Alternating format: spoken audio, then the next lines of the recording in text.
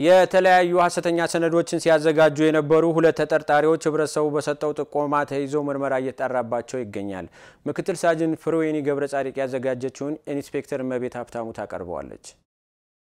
ተጠርጣሪዎቹ ወንጀሉን ሲፈጽሙ የነበሩት በአራዳ ክፍለ ከተማ ወረዳ 1 ልዩ ቦታው ሶማሌ ተራ ተብሎ በሚጠራው አካባቢ ነው። በአራዳ ክፍለ ከተማ ፖሊስ መምሪያ ፒያሳ አካባቢ ፖሊስ ጣቢያ የወንጀል መርማሪ ሳጅን አቦከር በየነ እንዳስረዱት ተጠርጣሪዎቹ ሐሰተኛ የትምህርት ማስረጃ፣ የቀበሌ መታወቂያዎችና ልዩ ልዩ ሰነዶችን በመኖሪያ ቤታቸው እንደሚያዘጋጁ ህብረተሰቡ ለፖሊስ በሰጠው መረጃ መሰረት ተጠርጣሪዎቹን ከነ ኤግዚቢቱ ይዞ ተገቢውን ምርመራ እየተጣራባቸው እንደሚገኝ ገልጸዋል። ሁለት ግለሰቦች ሰነዶችን ሲያዘጋጁ ሰነዶች የሚያዘጋጁበት የወንጀል ፍሬ ሆነው ብዛት 01 ፕሪንት፣ ሁለተኛ 01 ማውዝ፣ ዴል ኮምፒውተር እንዲሁም ሃርድ ኬስ ወይም ማዘርቦርድ እንዲሁም የተለያዩ የሚያዘጋጁባቸው ሰነዶች አሉ።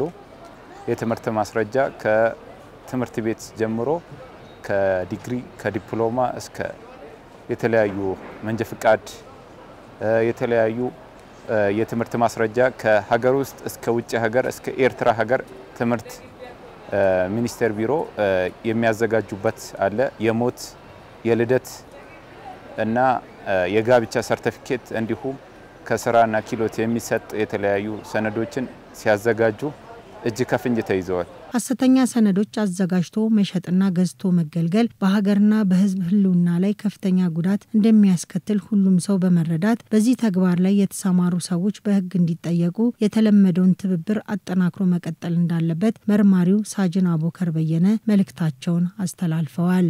ህብረተሰቡ አብዛኛው አይንና ጆሮ ነው። ለአቅራቢያ ያለው ያቃል። ይህን ነገር ለፖሊስ መናገር አለበት።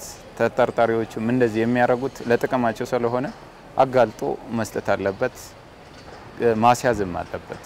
ለምን አንደኛ ህብረተሰብን የሚጎዳው ሀገርን የሚጎዳው ራሱን እኛው ህብረተሰብ ውስጥ ነዋሪውን ስለሚጎዳ ይህን ነገር ከድርጊታቸው እንዲቆጠቡ ብቻ ሳይሆን ወህግም በወንጀል ተጠያቂነት እንዲሆኑ ማስደረግ የህብረተሰቡ ትልቅ ሚና የሚሻ ነገር ነው።